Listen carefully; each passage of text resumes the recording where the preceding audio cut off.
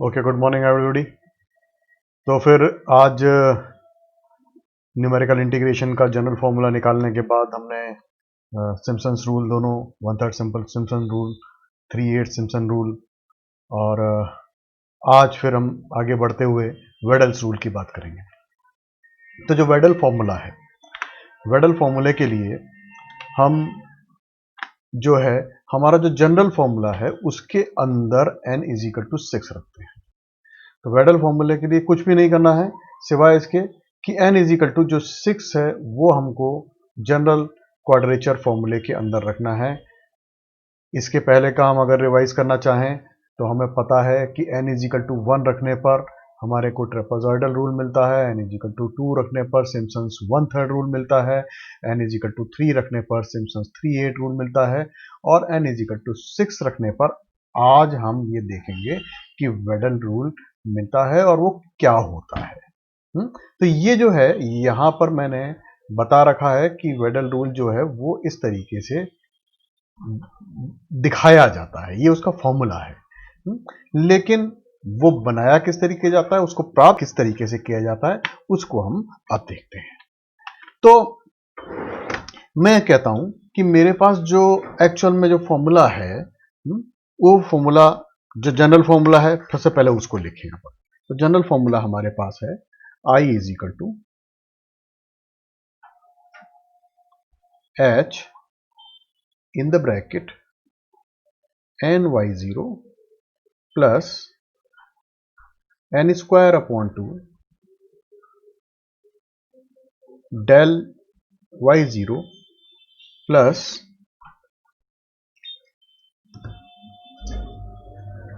इसके बाद ब्रैकेट में n³ minus n square upon 2 del square y0 upon 2 factorial plus and so on, third term, fourth term, fifth term.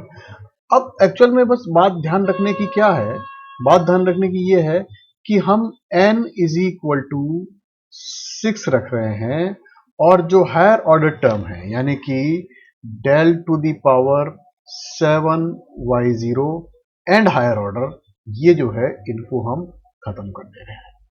बस ये ध्यान रखने की बात है। तो ये पूरी टर्म्स लिखकर हम जब n = 6 रखेंगे तो हमारे पास फाइनली, मैं इसको डायरेक्ट लिख रहा हूं, हमारे पास फाइनली जो इंटेग्रल है वो क्या आएगा, x0 से x0 प्लस 6h, n = 6 है ना, और y dx, ये तो लेफ्ट हैंड साइड है, और राइट हैंड साइड में मेरे पास आ जाएगा h और in the bracket 6y0 plus 18 delta y0 plus 27 del square y0 plus 24 del cube y0 plus 123/10 del 4y0 plus 33/10 del 5y0 plus 41/140 del 6y0। अब देखिए ध्यान से, यहां इसके बाद थोड़ा समझने की चीज है। एक्चुअल में ये हमारे पास, ये तो हमारे पास फॉर्मूला आ गया, देखा जाए तो ये फॉर्मूला हमारे पास आ गया है, कोई दिक्कत नहीं है। लेकिन जो एक्चुअल फॉर्मूला मैंने आपको दिखाया था वो फॉर्मूला कुछ इस तरीके से था।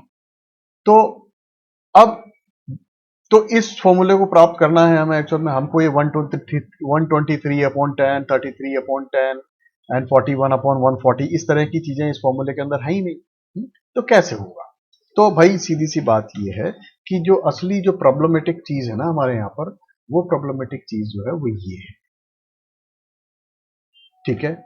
यहां बाकी जगहों पर अभी मैं आपको बताता हूं, बाकी जो ये है इसके अंदर तो हम 1/10 जो है वो बाहर आ जाता है, कोई दिक्कत नहीं, हम कर लेते हैं। अब इस ये एक प्रॉब्लमेटिक चीज है।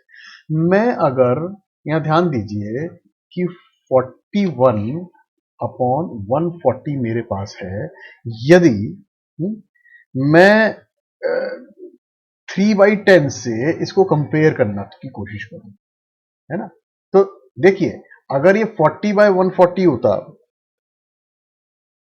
3/10 से ही हम बात करते हैं। 3/10 को वन नीचे 140 लाने के लिए क्या करना पड़ेगा, 14 से ऊपर और 14 से नीचे, तो ये क्या आने वाला अल्टीमेटली 42/140।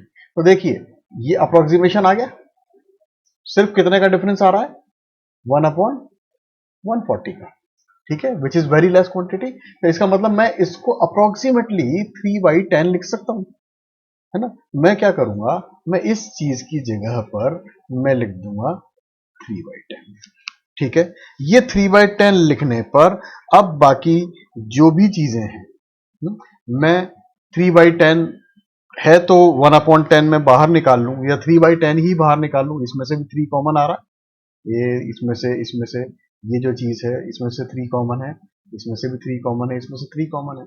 तो 3/10 अगर मैं बाहर निकाल लूं तो ये सब 10 से मल्टीप्लाई हो जाएंगे, इतना से तो अंतर आएगा। तो फाइनली मेरे पास 3/10 मैंने अगर बाहर निकाला तो मैंने लिखा इसको 3h/10, और यहां पर क्या हो गया, सॉरी यहां पर क्या हुआ, यहां पर मैंने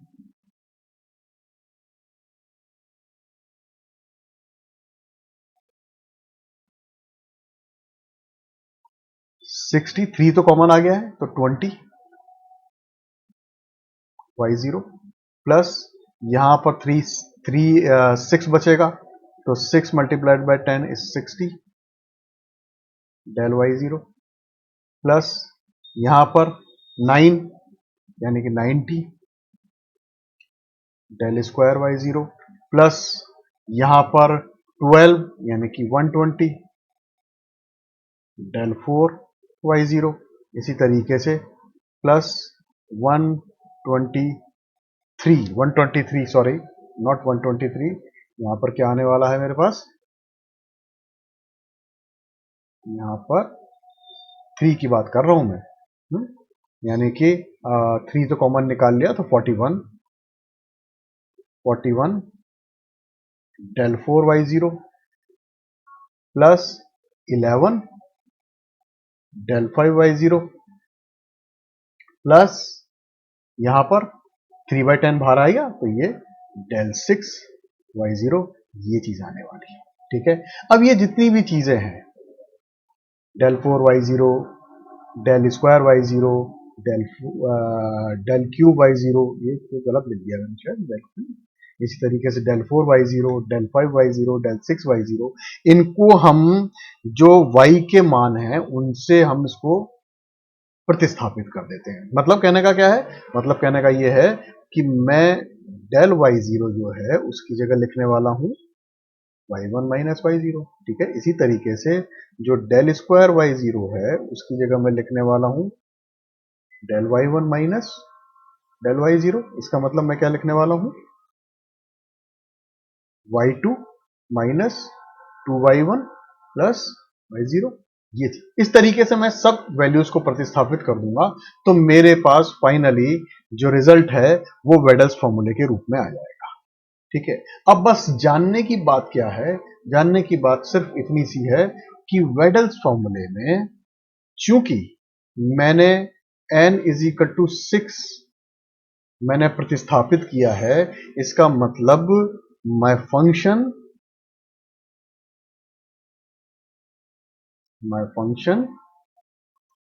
इज ऑफ डिग्री 6, यानी कि मैं y इज इक्वल टू क्या लिखने वाला हूं, मैं y इज इक्वल टू लिखने वाला हूं a x to the power 6 plus b x to the power 5 plus c x to the power 4 plus d x to the power 3 plus e x square plus f e f plus g, इसके अंदर ये ध्यान रखना है कि a can not be equal to 0, ठीक है। यानी 6 डिग्री का पॉलिनोमियल मैं इसके अंदर काम में लूंगा और 6 डिग्री के पॉलिनोमियल को काम में लेने के बाद मेरे पास चीज आ जाएगी। और दूसरी बात और कि मेरे पास जो जो जो फलन है, मेरे पास जो फलन है उसके जो डिफरेंसेस हैं उनके 6 लगातार मान मेरे सामने होने चाहिए। यानी कि डेल 6y0 तक मेरे पास चीजें होनी चाहिए, तभी मैं इस काम को कर पाने में सक्षम होगा। तो ये जो है ये मेरा वेडल्स रूल है, ठीक है। अब वेडल्स रूल के बाद एक और इंपॉर्टेंट चीज आती है जिसको हम कहते हैं कोट्स रूल। तो कोट्स रूल क्या होगा? तो कोट्स रूल की अगर बात करें तो ये कोट्स फॉर्मूला जो है वो मैं बहुत ज्यादा डिटेल में नहीं जाऊंगा। कई बार क्या होता है कि बहुत ज्यादा डिटेल में जाते हैं तो चीजों की कॉम्प्लेक्सिटी बढ़ जाती है, तो मैं बहुत ज्यादा डिटेल में नहीं जाऊंगा, लेकिन मैं डायरेक्टली आपको ये बताना चाहूंगा कि कोट्स रूल जो है वो एक्चुअल में लैग्रेंजियन इंटरपोलेशन फॉर्मूले से आप बना सकते हैं, ठीक है। तो जो है मैं अगर बात करूं, ये लैग्रेंजियन इंटरपोलेशन फॉर्मूला है, अपने को पता है। मैं इसको ऐसे लिखूं F X is equal to P N X, where P N is equal L K X Y K, जो कि समेशन है। और मेरे को लैग्रेंजियन फॉर्मूला मालूम है, जिन जोन से नंबर की टर्म होती है वो वाला फैक्टर यहां से बीच में से हटा देते हैं, ठीक है। यहां पर kth नंबर का लिख रहे हैं, इसलिए x minus x zero, x minus x one up to x minus x k minus one. X minus x k खत्म कर दिया यहां से मैंने, x minus x k plus one and up to x minus x N.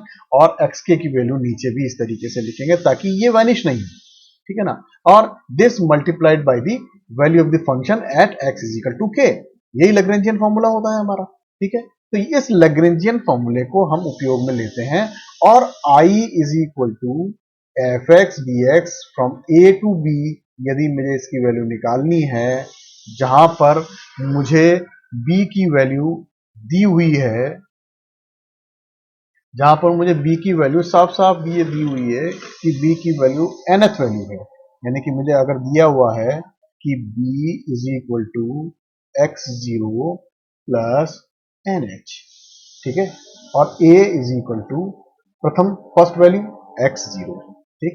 तो ये जो है इंटेग्रल, ये इंटेग्रल की जो लिमिट्स हैं एक्स जीरो से लेकर X zero plus N H हो जाएंगी। एफ एक्स की जगह पर मैं as usual P N X लिख दूंगा, पी एन एक्स। अब मैं इसको आगे जब सॉल्व करूंगा, उस सॉल्यूशन पे मैं नहीं जाता हूं क्योंकि एग्जामिनेशन पॉइंट ऑफ व्यू से वो सॉल्यूशन बहुत बहुत ज्यादा इंपॉर्टेंट नहीं है। लेकिन इन केस अगर मुझे ये मिलेगा कहीं कि एग्जामिनेशन में पूछा गया है, सो इसका प्रूफ भी, तो मैं इसको आपको अगले आने वाले लेक्चर्स में जरूर बताऊंगा।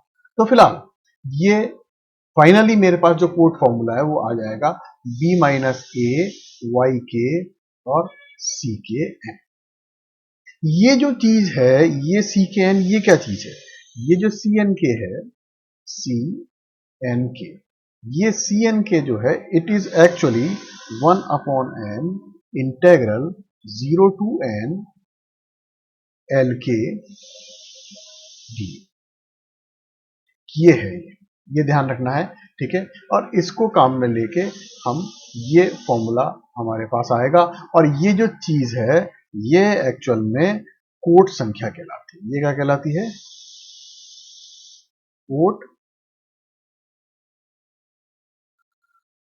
संख्या या कोट्स नंबर, ठीक है। तो ये कोट्स नंबर हैं। ये कोट्स नंबर भी अपने आप में कुछ खासियत लिए हुए होते हैं। तो ये कोट्स नंबर क्या खासियत लिए हुए होते हैं? इसका जो प्रूफ है, जो भी हम देखेंगे अभी, वो बहुत ज्यादा मुश्किल नहीं है। हम उसको आराम से आगे प्रूव कर सकते हैं। देखिए क्या होता है, जो कोट्स नंबर है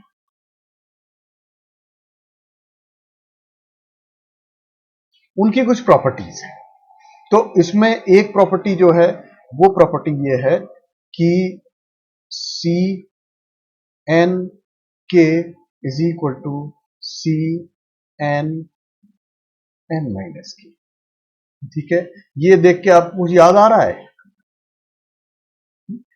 जो कॉम्बिनेशन हम पढ़ते हैं, द कॉम्बिनेशन बाइनोमियल एक्सप्रेशन में जो कॉम्बिनेशन हम पढ़ते हैं, NCR NCR NCR is equal to NCR NCN minus R, है ना, ये बिल्कुल वैसा का वैसा ही है। और इसका प्रूफ भी उसी तरीके से होता है, जो कि हम नेक्स्ट लेक्चर में देखेंगे। फिलहाल हम ये देखते हैं कि कोट्स नंबर की ये दो महत्वपूर्ण प्रॉपर्टीज हैं, जिन प्रॉपर्टीज के जो प्रूफ है हम नेक्स्ट लेक्चर में देखेंगे, लेकिन प्रॉपर्टीज अभी हम जान लेते हैं। दूसरी प्रॉपर्टी है summation of quote number N C K where K is equal to 0 to N is equal to 1। तो ये दो प्रॉपर्टीज हैं कोट्स नंबर की जो हमें जो हमारे काम की हैं। और इसके अलावा जो कोट्स फॉर्मूला है, जो कोट्स फॉर्मूला है,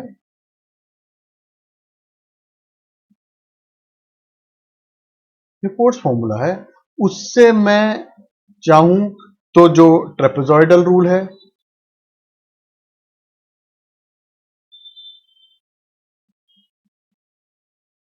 ट्रेपेजॉइडल रूल है वो भी प्राप्त कर सकता हूं। मैं उससे चाहूं तो सिम्पसन्स 1/3 रूल है वो भी मैं उससे बना सकता हूं। और मैं चाहूं तो उससे सिम्पसन्स 3/8 रूल भी प्राप्त कर सकता हूं। और कैसे, वो हम नेक्स्ट लेक्चर में जानेंगे। ठीक है, तो ये जो चीजें हैं, जो प्रूफ्स हैं, उन प्रूफ्स को मैं बताऊंगा जरूर नेक्स्ट लेक्चर में, लेकिन कई बार ये प्रूफ्स उतने इंपॉर्टेंट नहीं होते जितने की एक्चुअल न्यूमेरिकल्स होते हैं। खैर एनीवे, नेक्स्ट लेक्चर में हम ये कोट्स नंबर के जो प्रॉपर्टीज हैं जिसके बारे में हमने बात करी वो, और साथ ही साथ जो कोट फॉर्मूले से हम ट्रेपेजॉइडल रूल डिराइव करते हैं, या कोट्स फॉर्मूले से हम सिम्पसन्स 1/3 रूल डिराइव करते हैं, या कोट्स फॉर्मूले से सिम्पसन्स 3/8 रूल डिराइव करते हैं, इसको कैसे करते हैं इसको हम जानेंगे। ठीक है, so until then stay tuned and all the best.